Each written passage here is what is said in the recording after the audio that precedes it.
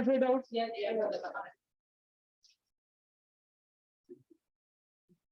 तो कल ले लेते हैं, आज शाम तक कर लोगे? शाम को 5 से डाउट क्लास रखे मॉर्निंग बैच को। मैं रिकॉर्डिंग भी शेयर कर दूंगा बेटा।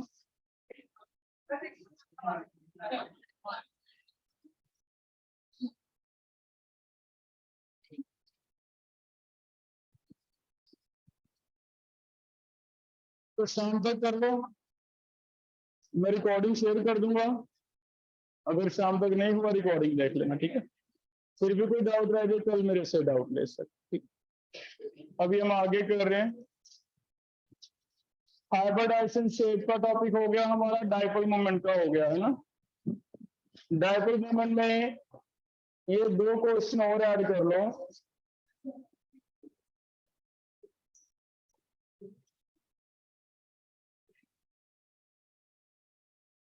एक एक्सेप्शन है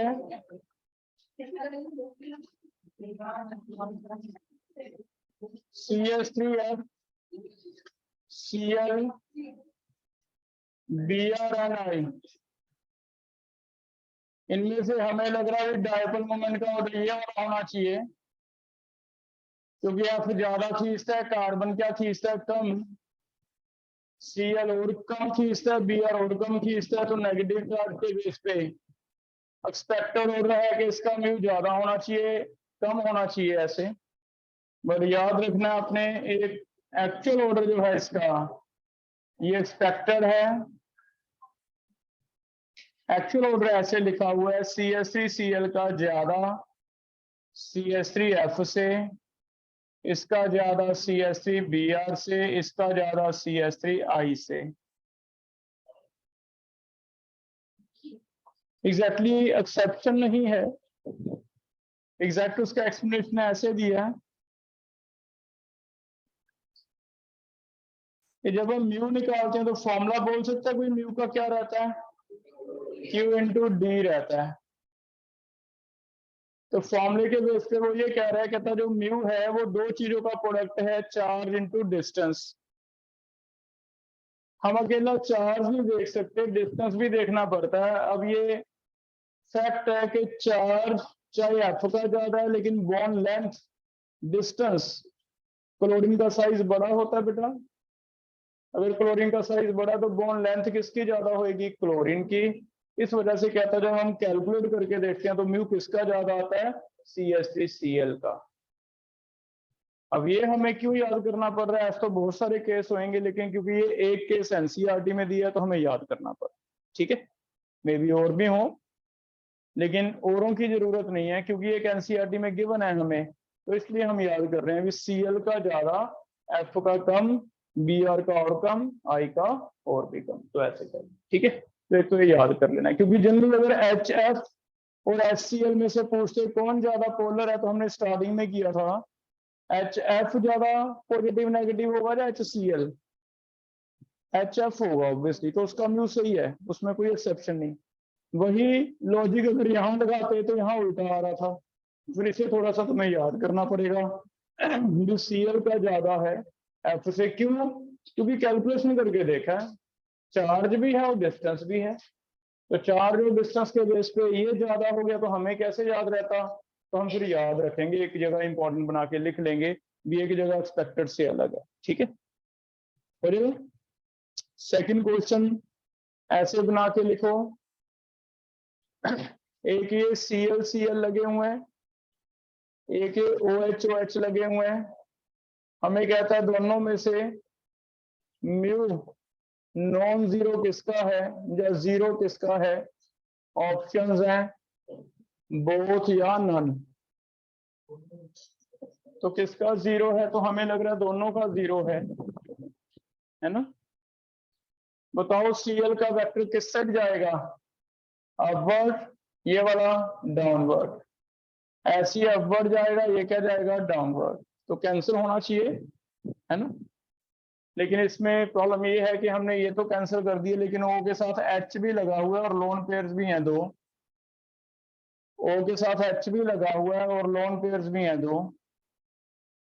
लोन पेयर और एच होने की वजह से इनके वेक्टर तो आपस में कैंसिल नहीं होंगे, ये तो 180 पे नहीं है, तो सीधा सिर्फ ओ वाला वेक्टर और ओ वाला वेक्टर तो ठीक है कैंसिल कर देगा, लेकिन ये आगे ओ से एच और ओ से एच और ये लोन पेयर ये आपस में कैंसिल नहीं करेंगे, जिसकी वजह से म्यू एच होने की वजह से याद रख लेना, या तो एच बिल्कुल ऐसे सीधा लगा होता ना फिर तो कैंसिल हो जाता, एच सीधा नहीं लगा, एच क्या लगा है कि एंगल पे लगा है, बेंड हो गया, जिसकी वजह से एच का जो एंगल है वो पता नहीं कितना है, तो वो कैंसिल तो नहीं होगा, कैंसिल नहीं होगा तो फिर इसमें सिर्फ इसका जीरो माना जाएगा, इसका मैं लग रहा था जीरो है लेकिन होगा नहीं, तो ऐसे एक दो क्वेश्चन आपको ये मिल जाएंगे प्रीवियस ईयर करते हुए। मींस एक एटम है तो ठीक है, एटम के आगे एटम है तो थोड़ा उसका भी वेक्टर देखना पड़ेगा, इसका इधर आ जाएगा, इसका इधर आ जाएगा, लोन पेयर्स भी हैं, तो फिर हम कहेंगे नहीं भी ये तो जीरो होने के चांसेस नहीं है, 180 तो नहीं होगा, ठीक है, क्लियर है। तो दो क्वेश्चन बस याद कर लो जो हमें कंफ्यूज कर सकते हैं, डायग्राम के बाकी चीजें हमने कर ली है, क्लियर है।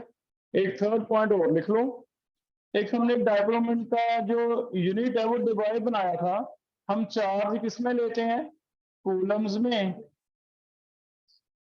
और डिस्टेंस किसमें लेते हैं, मीटर्स में, और किसी को याद है हम इसे कूलम मीटर कैसे कन्वर्ट करते हैं डिवाइड में, कितने से डिवाइड करते हैं, 10⁻30 से डिवाइड करके क्या बन जाता है, डिवाइड, क्योंकि 1 coulomb 1 debye is equal to 3.3 into 10⁻30 coulomb metre, ऐसे किया था ना। ऐसे ही एक और यूनिट लिख लो बेटा, कई बार चार्ज हम लेते हैं, एक और स्मॉलर यूनिट है ESU, इलेक्ट्रोस्टैटिक यूनिट, क्या नाम है इसका, इलेक्ट्रोस्टैटिक यूनिट, जैसे मीटर से छोटा यूनिट है ना सेंटीमीटर, मीटर से छोटा क्या है सेंटीमीटर, किलोग्राम से ग्राम, वैसे कूलम से छोटा यूनिट है, कूलम से छोटा यूनिट उसे क्या कहते हैं, ESU, E for electrostatic, S for static unit, electrostatic unit. अगर ऐसा कभी आ जाए तो ये मान के चलो सीजीएस सिस्टम है, तो फिर डिस्टेंस भी सीरीज में ले लो, सेंटीमीटर में ले लो छोटे वाला, अगर ये ऐसे दिया हो कि ESU दिया हो, एक सेंटीमीटर दिया हो, ESU सेंटीमीटर दिया हो, फिर तो सेम ही ना होगा, फिर हमें डिवाइड कितने से करना है, 10⁻18 से, फिर ये डिवाइड बनेगा, क्योंकि region 1 debye is equal to 10⁻18 क्या है, ESU सेंटीमीटर, इसका मतलब कूलम मीटर एक अलग यूनिट बनाने के लिए आ गया, कूलम मीटर, एक और यूनिट क्या हो गया, ESU centimetre, ESU is electrostatic unit, CM centimetre, तो ESU सेंटीमीटर हमने, ठीक है, कर लोगे। तो एक कूलम मीटर अलग से याद कर लो, न्यूमेरिकल वैसा ही रहेगा, अगर कभी ESU में दिया हो तो फिर आपको डिस्टेंस सेंटीमीटर में ले लेना है, क्योंकि उससे डिवाइड कितने से करना पड़ेगा, 10⁻18 से, तो ये न्यूमेरिकल के लिए जरूरत पड़ सकती है, ठीक है, इतना भी याद करो, कर लोगे बेटा। अब आगे नया टॉपिक स्टार्ट करेंगे, आज हम डायपोल मोमेंट हमारा हो गया कंप्लीट, नया टॉपिक चेक करो,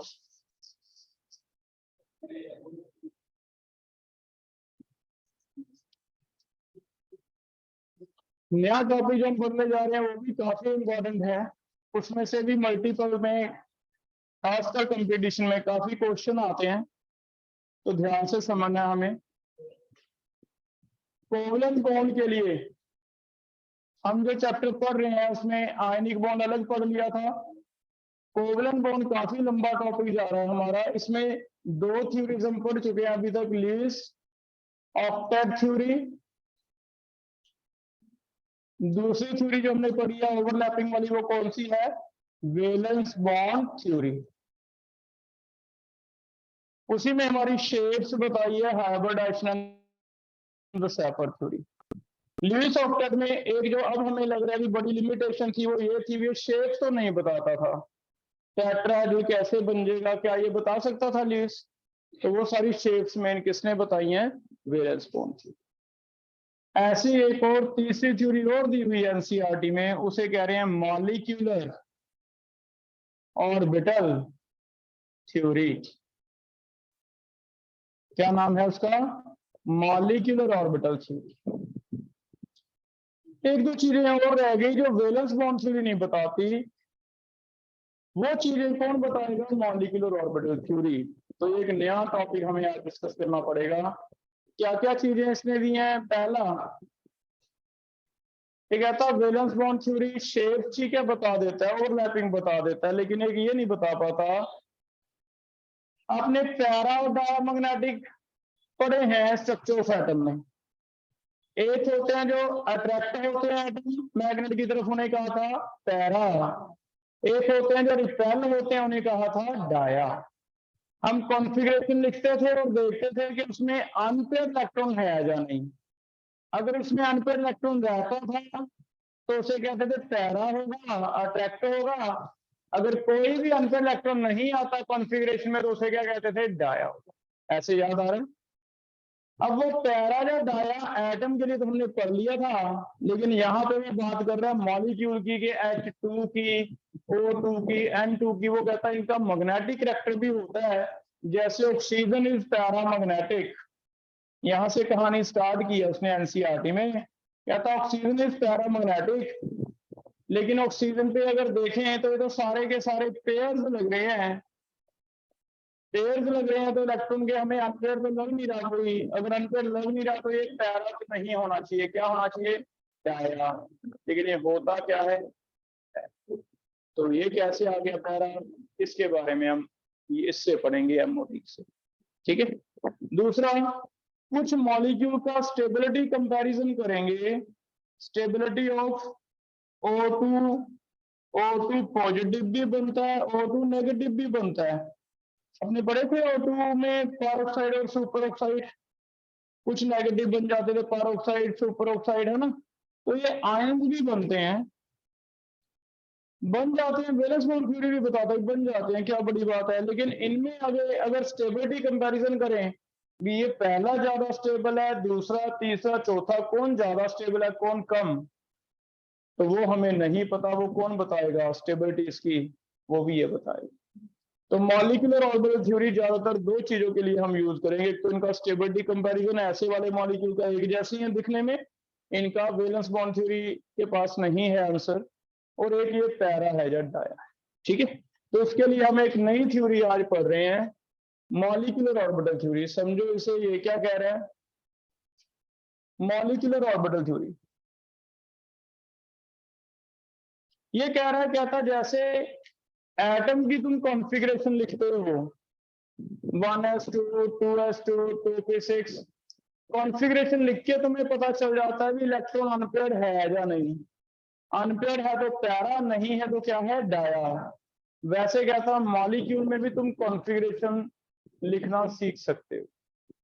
वो कहता मॉलिक्यूल जब बन जाएगा उसमें भी वैसे ही लेवल्स बन जाएंगे, शेल्स बन जाएंगे, पहला शेल, दूसरा, तीसरा, चौथा।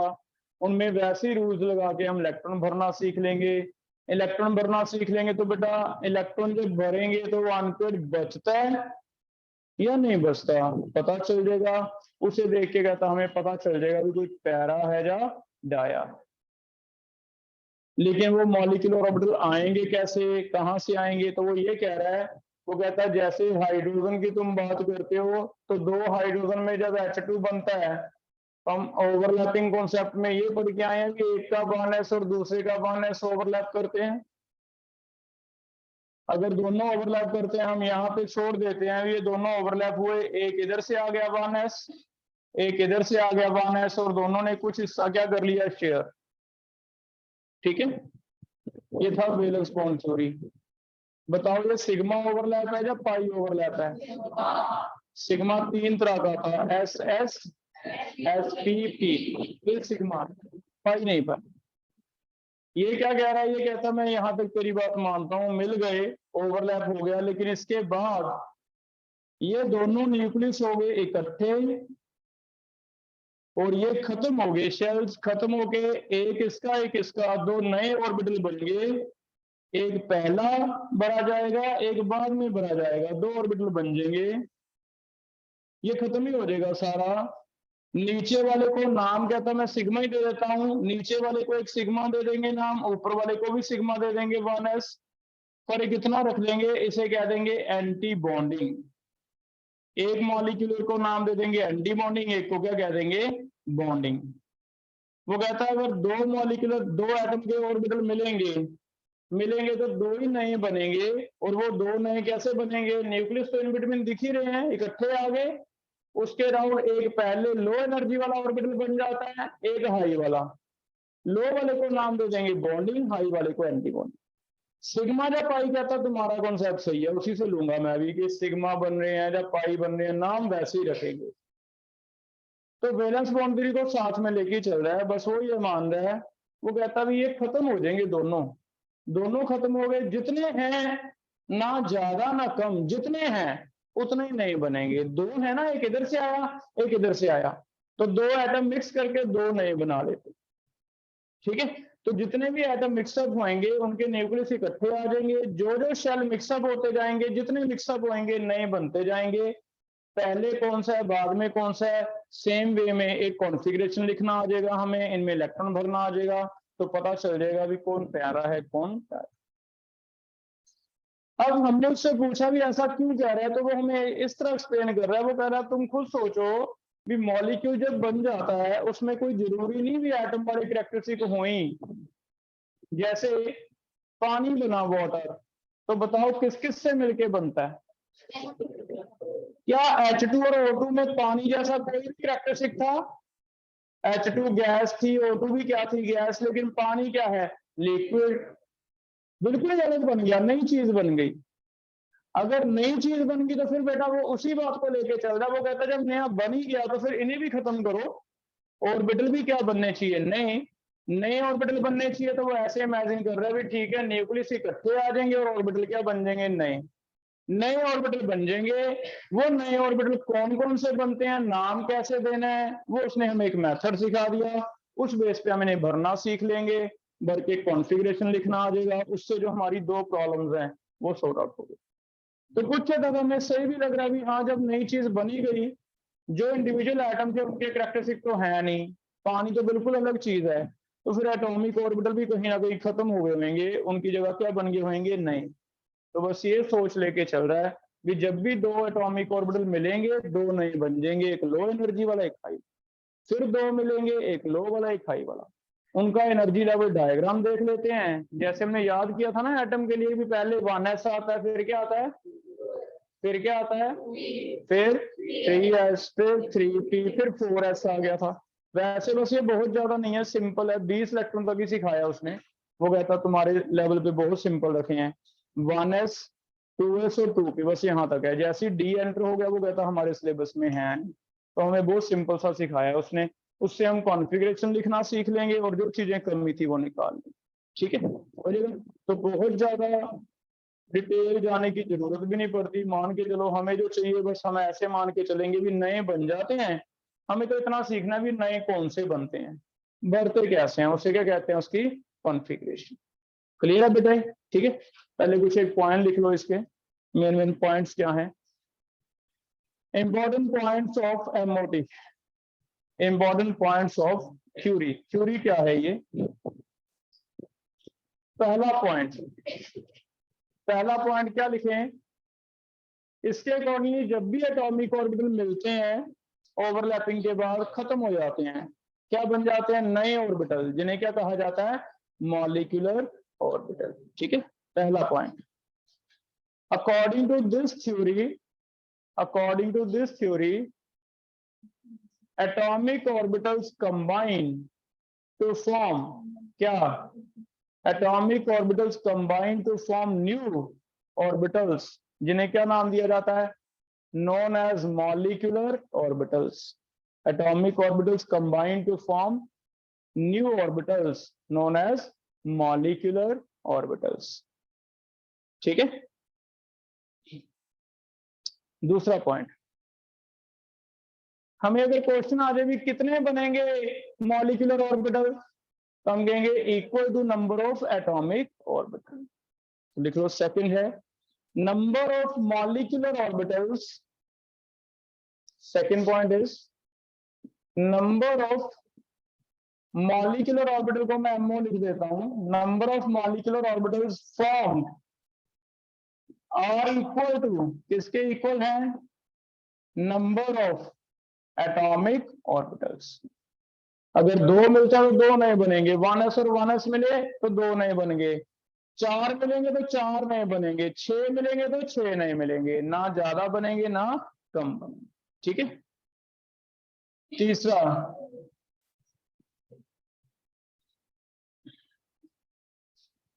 New orbitals are of 2 types, 2 तरह के हैं, that is bonding molecular orbital and anti bonding molecular orbital. उन्हें नाम क्या दिए हैं? 2 तरह के नाम दिए, एक बॉन्डिंग और एक क्या है? Anti bonding. तो थोड़ा नाम याद करने हैं, अभी 2 तरह के हैं, एक बॉन्डिंग और एक क्या है? Anti bonding.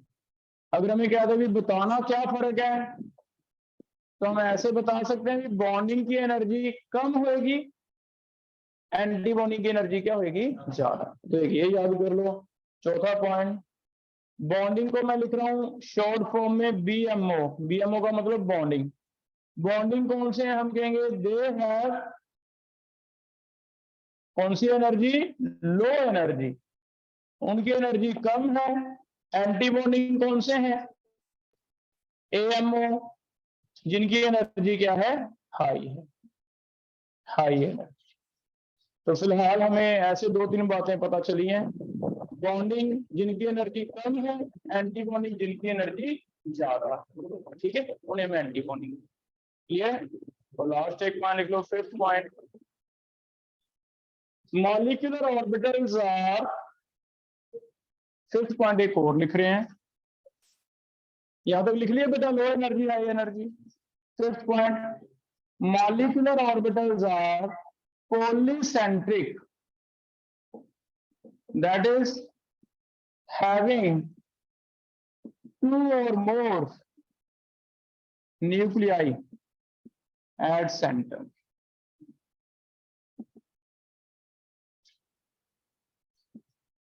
सेंटर पे न्यूक्लियस देखो कितने होंगे? 2 तो कम से कम होंगे, लेकिन इनमें जो एटम के ऑर्बिटल उनमें सेंटर पे न्यूक्लियस कितना रहता था? 1। तो जो टर्म सीख लो मल्टीपल के लिए इंपॉर्टेंट है। What is the meaning of polycentric? एक से ज्यादा सेंटर। एक से ज्यादा सेंटर क्या है? न्यूक्लियस एक से ज्यादा हो सेंटर पे, उसे कहते हैं पॉलीसेंट्रिक। न्यूक्लियस एक ही आए उसे क्या कहते हैं? मोनोसेंट्रिक। तो एक होता है मोनोसेंट्रिक, एक होता है पॉली। आपको देगा एटॉमिक ऑर्बिटल या मॉलिक्यूलर ऑर्बिटल में कौन सा मोनोसेंट्रिक है? तो किसे मोनोसेंट्रिक कह दोगे? जो एटॉमिक ऑर्बिटल मोनो है, लेकिन आज जो हमने बनाया वो क्या है? ठीक है, क्लियर है बेटा? यहां तक समझ आ गया? आगे अब हम समझ रहे हैं कि कौन कौन से नाम बनते हैं इनके, कैसे कैसे ओवरलैपिंग होती है। नेक्स्ट लिखो, different types of molecular orbitals किस तरह के बनेंगे? डिफरेंट टाइप्स ऑफ मॉलिक्यूलर,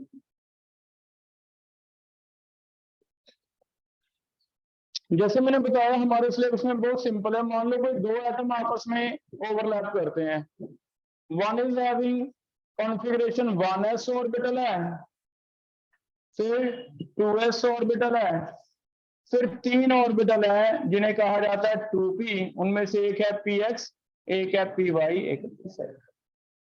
ऐसे एक एटम और आता है इधर से, उसमें भी 3 ऑर्बिटल है, 1s है, 2s है और कौन से हैं? 2p। एक है 2px, एक है 2py, एक है 2pz। हमें क्या था, अगर ये 2 तरह के एटम आपस में कंबाइन करते हैं तो बस इनकी कॉन्फ़िगरेशन लिखनी सीखनी है, जैसे मैंने बताया ज्यादा नहीं है। यहां तक 1s2 2s2 2p, यहां तक जिसकी कॉन्फ़िगरेशन है बस उनकी कॉन्फ़िगरेशन लिखना सीखेंगे। और यहां तक तो आई थिंक नियोन ही भरा जाएगा, 1s2 2s2 2p6 नियोन, बस नियोन तक ही है, बहुत ज्यादा नहीं है। ठीक है, तो ये क्या क्या बनाते हैं? सबसे पहले जब भी 2 एटम आएंगे वो कहता भी सारे के सारे ऑर्बिटल नए बन जाएंगे, पहला शेल, दूसरा, तीसरा, इधर से 1s आ रहा है, 2s आ रहा है और कौन सा आ रहा है? 2p। मान लो दोनों ओवरलैप कर रहे हैं, ओवरलैप हो गया कि नया मॉलिक्यूल बन रहा है। जब हमने मान लिया भी नई चीज बन रही है तो फिर हम मान के चलेंगे भी सारे के सारे ऑर्बिटल ही आपस में ओवरलैप करते रहेंगे और ओवरलैप करके क्या बनाते रहेंगे, नए एमओ बनाते रहेंगे। अगर ऐसा है, जब भी ओवरलैपिंग होएगी होएगी सेम एनर्जी वालों में, वो रूल वैलेंस बॉन्ड थ्योरी को ही चलेगा। तो फिर बताओ, अगर इधर से 1s आता है तो इधर से कौन सा आएगा जो ओवरलैप करेगा, 1s। तो 1s करके नए बना देंगे। इधर से 2s आता है तो इधर से कौन सा आएगा, 2s, ये नए बना देंगे। इधर से 3 2p आते हैं, इधर से भी कितने 3 2p, वो नए बना दे। ठीक है, जितने जुड़ेंगे उतने ही नए बनेंगे, ना एक कम ना एक ज्यादा। तो अगर ये थ्योरी है तो चेक करो, यहाँ पे पहले 1s और 1s मिले, एक इधर से आया एक इधर से आया, कितने बने, 2 बन गए। कोई ये बता सकता है भी एस और एस का ओवरलैप क्या होता है, सिग्मा या पाई। तो इसे नाम क्या दें, सिग्मा 1s ही रखेंगे। इसे भी नाम क्या दें, सिग्मा 1s। लेकिन फर्क रखा, एक बॉन्डिंग एक क्या है, एंटी बॉन्डिंग। और एंटी बॉन्डिंग का इसने एक सिंबल दे दिया, वो कहता है अगर तुम लिखना नहीं चाहते तो ऐसे एक स्टार लगा दो बेटा। इस स्टार का मतलब वो समझेगा भी ये क्या है, एंटी बॉन्डिंग। ठीक है, तो एक बना 1s, दूसरा बना 1s, एक सिग्मा बॉन्डिंग एक सिग्मा एंटी बॉन्डिंग। ये समझ आ गया। आगे चले फिर, आगे कौन कौन से मिलेंगे, 2s से मिलेगा, 2s 2p से नहीं मिलेगा। 2s से मिलेगा तो क्या बनेगा, 2 मिले, अभी 2 नए बना देते हैं। अगर 2 नए बनेंगे तो बताओ सिग्मा नाम दें या पाई, एस और एस, सिग्मा नाम दे दो सिग्मा। अब पैर में क्या लिख देंगे, 2s। तो फर्क पड़ गया, ये 1s है, ये क्या है 2s। लो एनर्जी वाला बॉन्डिंग, हाई एनर्जी वाला एंटी बॉन्डिंग, तो ऐसे नाम दिए जाते हैं। एक सिग्मा 1s बॉन्डिंग, एक sigma 1s anti bonding. 2s bonding, 2s क्या है, एंटी बॉन्डिंग। लो एनर्जी वाला बॉन्डिंग, हाई वाला क्या है, एंटी बॉन्डिंग। जो हमने लिखे हैं पॉइंट वही फॉलो कर रहा हूं मैं। जितने मिलते जाएंगे उतने नए बनेंगे, एक बॉन्डिंग बनेगा एक एंटी बॉन्डिंग, बॉन्डिंग लो वाला ये हाई वाला, वही पॉइंट्स हैं जो हमने लिखे हैं। ठीक है, अब आते हैं पी पे।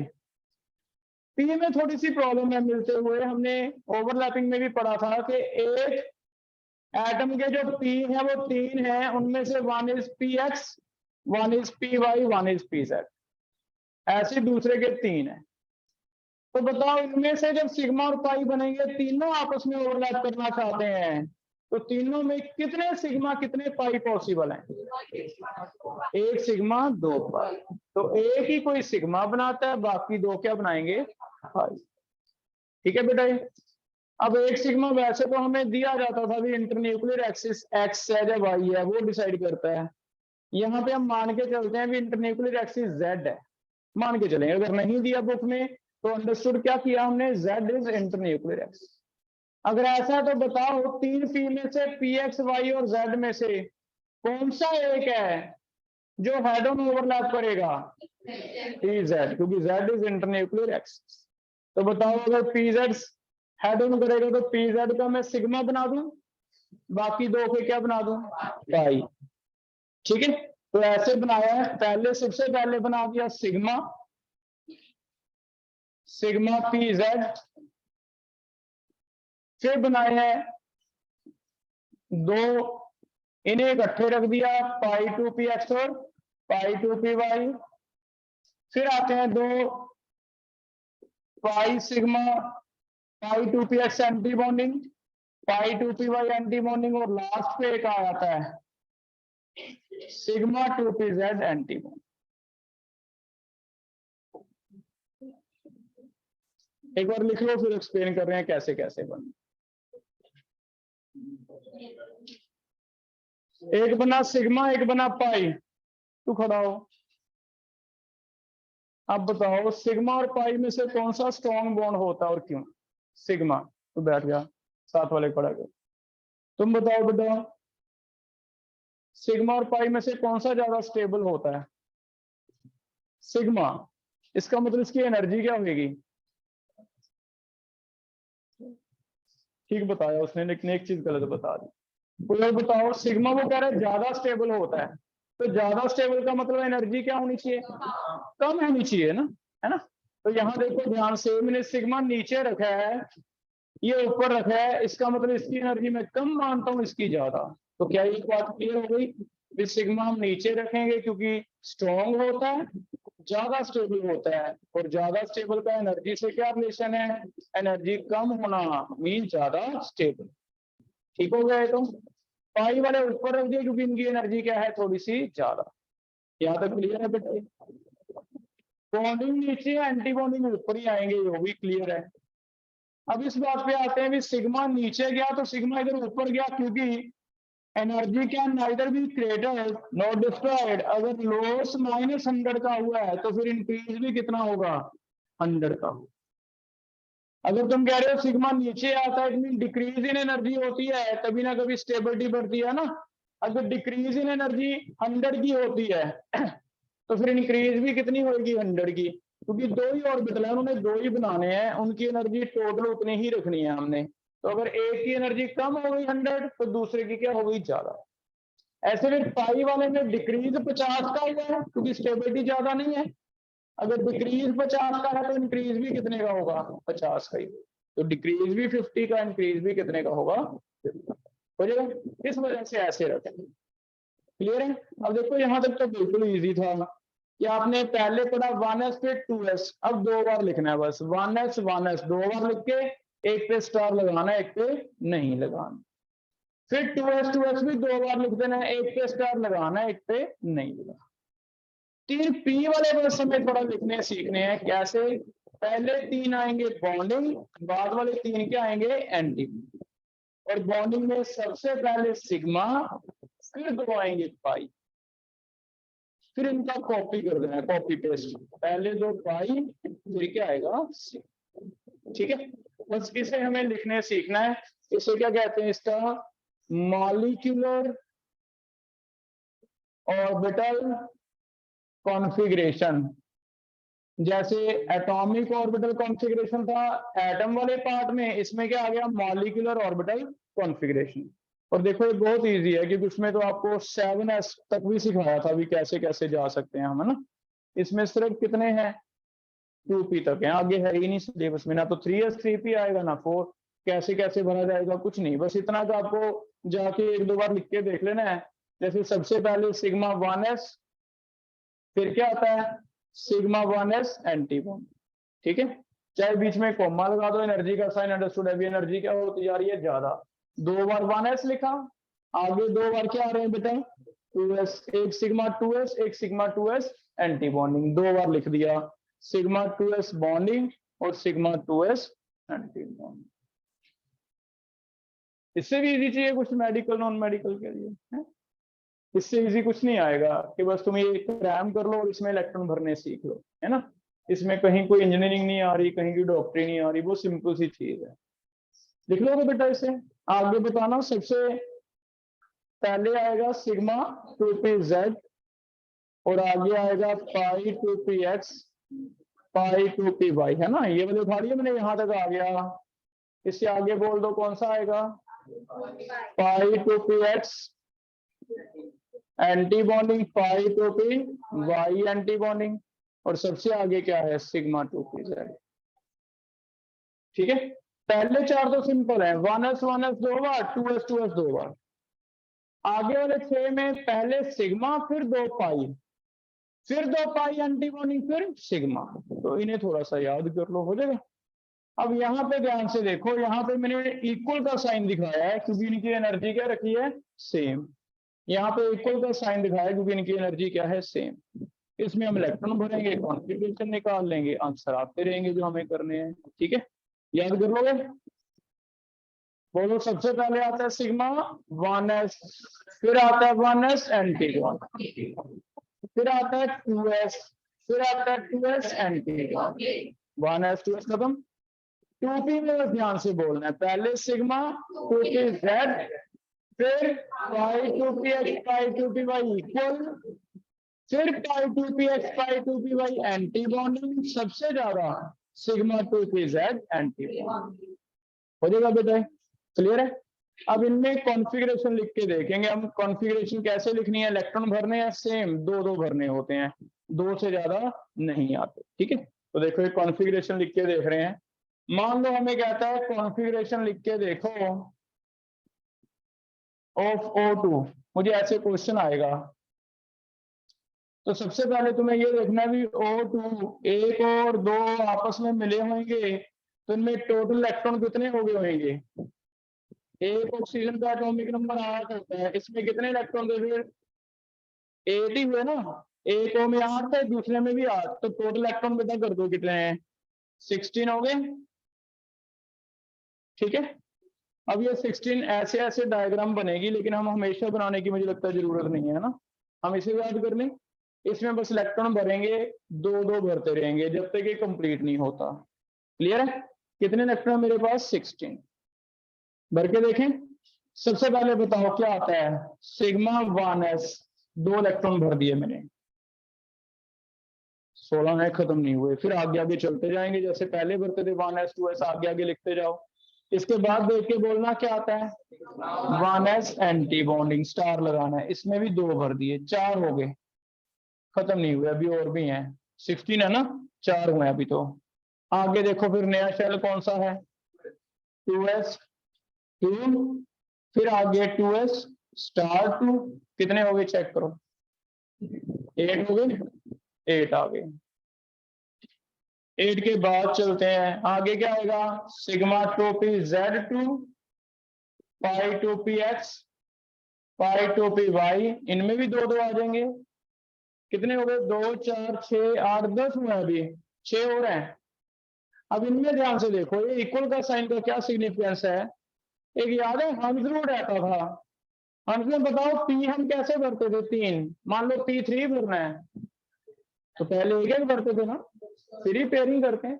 सेम यहाँ भी लगेगा, पी पे जैसे उसमें रूल लगता था हंस, वैसे यहाँ पाई पे लग जाएगा। पाई पे पहले एक भरेंगे फिर पेयरिंग करेंगे, इट मीन यहाँ 1 1 2, फिर पेयर करना है ऐसे अगर जरूरत पड़ी।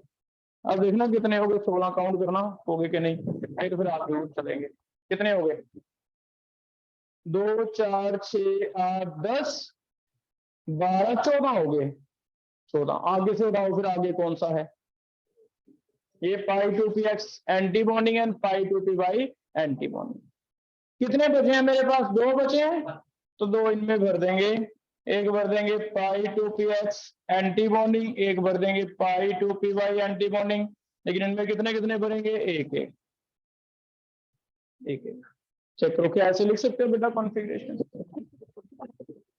तो बस आपको इतना भी सीखना है, एक दो बार यहाँ लिख के देख लो, घर पे लिख के देख लेना, ये सीख गए, बाकी सारा टॉपिक आ गया।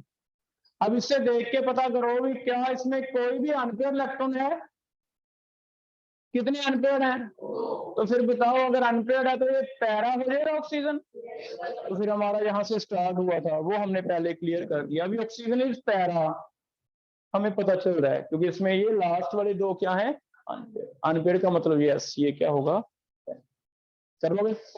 अब देखो सबसे अच्छी बात ये है कि आपको बस एक टोटल करना है, कितने इलेक्ट्रॉन है, बार बार चेंज नहीं करना, हमेशा यही भरना है, इसी सीक्वेंस को बार बार लिखना है, याद करना है। टोटल इलेक्ट्रॉन करने सीख लो, जैसे देखना O2 में आपने कैसे काउंट किए, एक में 8 दूसरे में 8, 16 कर दिए। ऐसे बताना अगर N2 होता तो कैसे करते, 14। F2 होता, एक F और दूसरे 18 को एक्सप्लेन करेगा, एक F का एटॉमिक नंबर, तो 9 एक में 9 दूसरे में, N ई ट्वाइस दे दे, N ई लिख के नीचे 2 कर दे, 2 नियॉन है 20, तो हमें सारे बस करते जाना है क्वेश्चन। लास्ट क्वेश्चन लो, कई बार ऐसे आएगा स्टार्टिंग में जो लिखा था। अब O2 नहीं है, O2 के ऊपर 1 पॉजिटिव है, तो 1 पॉजिटिव का मतलब क्या, ये होता था लूज करना, तो फिर आप ऐसे कर लो भी O2 होता तो 16 थे, 1 पॉजिटिव 50, 2 पॉजिटिव 4, कर लोगे ऐसे काम। O2 के ऊपर 1 नेगेटिव 17, क्योंकि O2 के तो 16 है ही है स्टैंडर्ड, एक नेगेटिव एक और ले लिया, लेना ही होता ना नेगेटिव मतलब, तो 17। O2 के ऊपर 2 नेगेटिव 18, तो बस है कि पॉजिटिव नेगेटिव वाले ऐसे करेंगे, हो जाएगा बेटा। ये कॉन्फ़िगरेशन लिख लें, कर लोगे। एक चीज और सीखनी है, एक टर्म लिख लो पहले, इसका सिग्निफिकेंस स्टेबिलिटी से लिंक करेंगे। बॉन्ड ऑर्डर, बॉन्ड ऑर्डर क्या है? एक मैथमेटिक्स का फॉर्मूला है, number of bonding minus anti bonding divide two.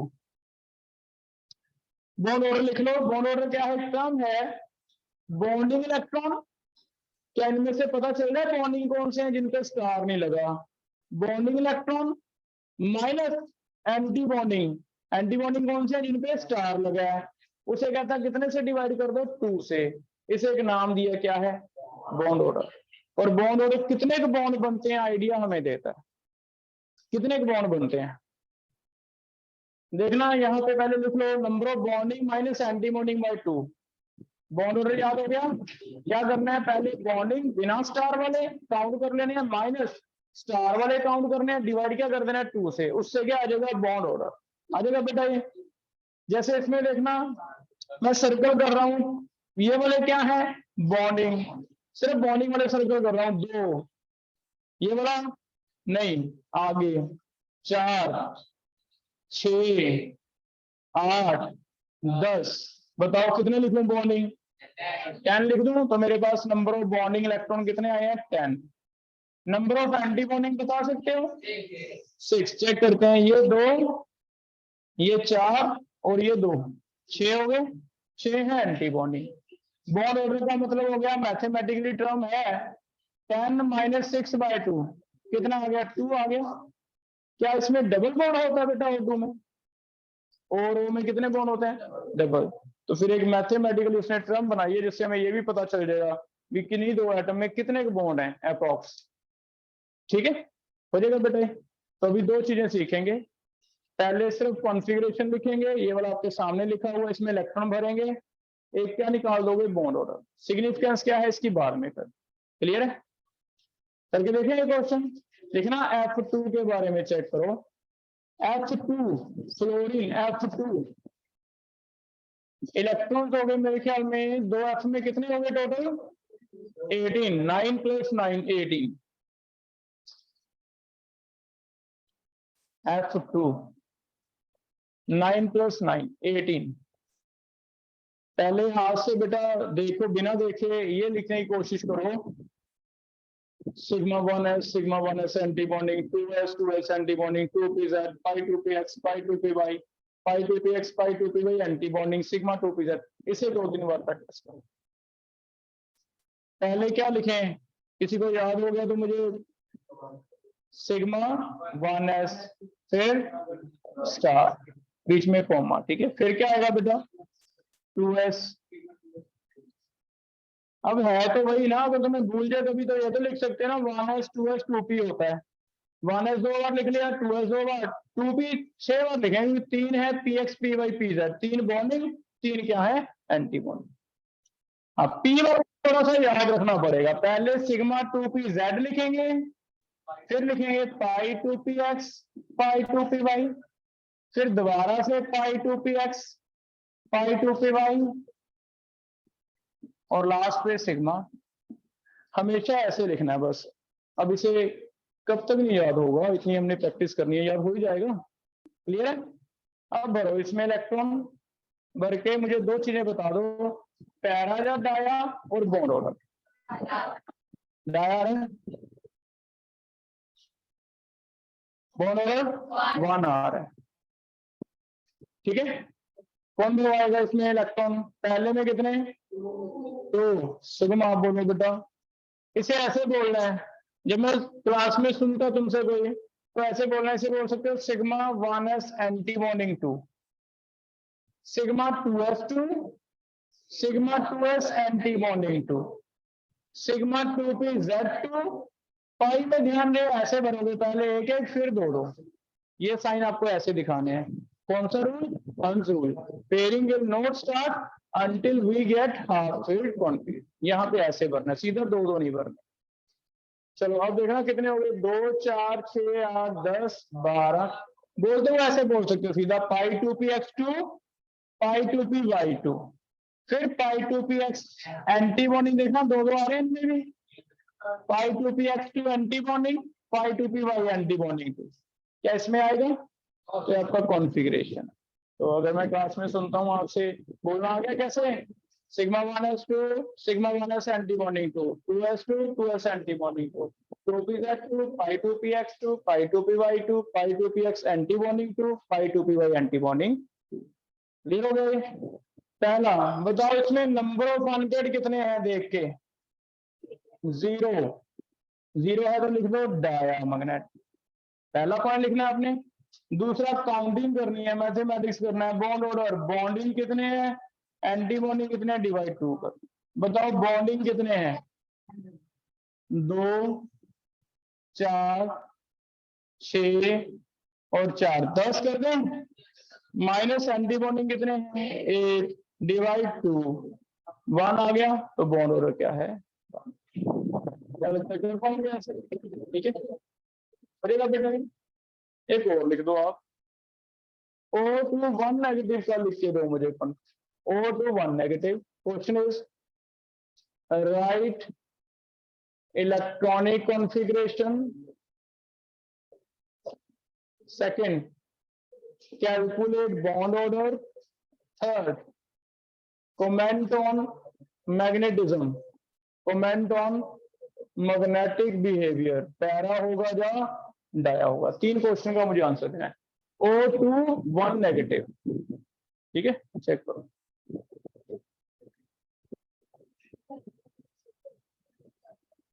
अगर अनपेड है तो पैरा, कोई भी अनपेड नहीं है तो डाया। क्या बेटा? बॉन्ड ऑर्डर से नहीं पता चलता पैरा या डाया, बॉन्ड ऑर्डर अलग चीज है। पॉइंट में आ सकता है, यस। बॉन्ड ऑर्डर डेसिमल में आ सकता है बेटा, ऐसे आ सकता है 2.5, क्योंकि हमें सिर्फ अप्रोक्स आइडिया दे रहा है भी कितना मजबूत बॉन्ड है। डन। तो बॉन्ड ऑर्डर में भी आपका फ्रैक्शनल आ जाए, इसका आगे सिग्निफिकेंस समझ रहे हैं क्या बताता है ये बॉन्ड ऑर्डर?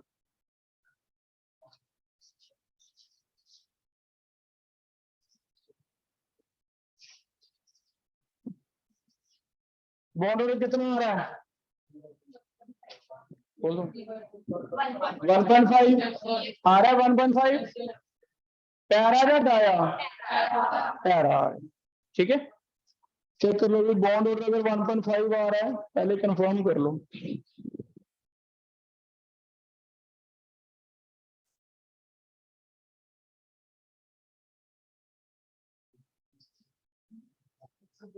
कर लिया? कॉन्फ़िगरेशन कौन बोल रहा है मुझे बताओ इसके? अब बोल रहे बेटा लास्ट बैंक। हाँ बोलो। पहले सिग्मा 1s 2, आगे बोलो सिग्मा 1s। जरूर तू बोल के बता, बोलना पड़ेगा ना। आगे नाम क्या है? Sigma 2s2। Next anti bonding 2। Next 2pz2 पाई 2 पे yb2। नेक्स्ट आगे आ रहा है इसमें, यहां तक आ रहा है, चेक करना। लास्ट वाला इलेक्ट्रॉन किस शेल में जा रहा है? तो आपको पाई 2py एंटी बॉन्डिंग में जा रहा है। कौन सा खाली है? तो आपको सिग्मा 2pz एंटी बॉन्डिंग खाली है। तो ये और क्वेश्चन भी तो पूछे जा सकते हैं ना इनडायरेक्ट, तो इसलिए आपको लिखना आना चाहिए। कर लो बेटा। अब बताओ इसमें बॉन्डिंग इलेक्ट्रॉन कितने निकालने हैं? 10 आ रहे हैं सबके? कोई डाउट किसी को? किसी के 10 नहीं आ रहे हो? आ रहे हैं बेटा 10? एंटी बॉन्डिंग कितने आ रहे हैं? कितने? 7। तो बॉन्ड और निकालते हैं। 10 - 7/2 3/2 फ्रैक्शनल आ सकता है, ठीक है।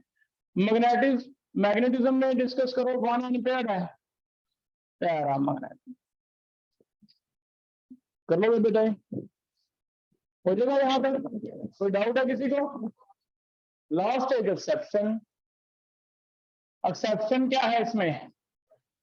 वो तो करना ही पड़ेगा हमें ना। तो नंबर ऑफ इलेक्ट्रॉन अगर आपके 14 या 14 से कम रहते हैं तो थोड़ा सा चेंज है। वो कहता है थोड़ा चेंज है। Sigma 2pz is filled after pi two P x pi two P Y. हल्का सा चेंज है। क्या चेंज है? ये वाला सिग्मा टू पी जेड बाद में भरना है, बस इतना है। इनकी एनर्जीज में कोई फर्क पड़ जाता है, बहुत डिटेल हम नहीं जाएंगे। सिंपल इतना कि sigma 1s anti bonding same रहेगा, 2s भी सेम रहेगा। कहां फर्क पड़ेगा बेटा? यहाँ पे अगर इलेक्ट्रॉन आपके काउंट कर लेना, अगर 14 है या 14 से कम है तो उनके लिए थोड़ा सा चेंज है। पहले लिख देंगे pi two P x pi two P y, फिर क्या लिख देंगे? Sigma two p z. बस पीछे वाला सेम है, पीछे वाले में कोई चेंज नहीं है। Pi two P x pi two P Y anti bonding and sigma two p Z.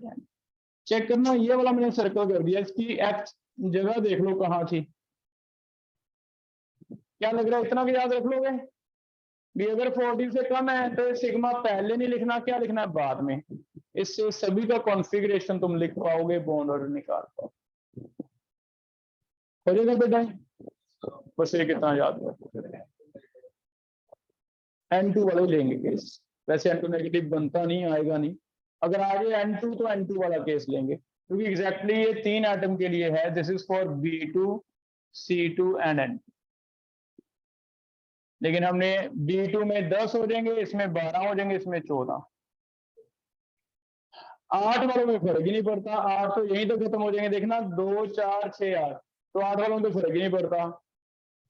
इसका मतलब सीधे ही ले लेते हैं, 14 से कम है तो अलग है, 14 से ज्यादा है तो अलग है, ऐसे कर लेंगे। ठीक है, हो जाएगा बेटा? अब इससे आप किसी की भी कॉन्फ़िगरेशन लिख सकते हो, है ना? ट्राई करो, एक और लिखो। घर से करोगे? लिखो, घर से कर लेना। Write down, right configuration and calculate bond order. Right configuration and calculate bond order for molecules हैं। पहला H2, second Li2, third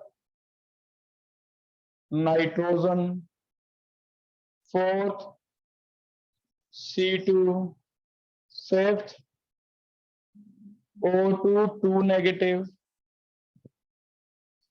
sixth O2 2 positive, 7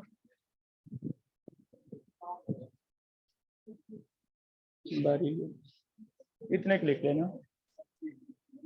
एक ध्यान रखना बेटा, अगर कभी O है कंपाउंड ऑक्सीजन का, उसमें कभी O2 पॉजिटिव करके 14 आ जाए तो वो वाला ही कॉन्सेप्ट लेना है, अपने N वाला नहीं जाना, क्योंकि एग्जैक्टली वो N2 के लिए अलग चीज है, O2 वाले के लिए अलग।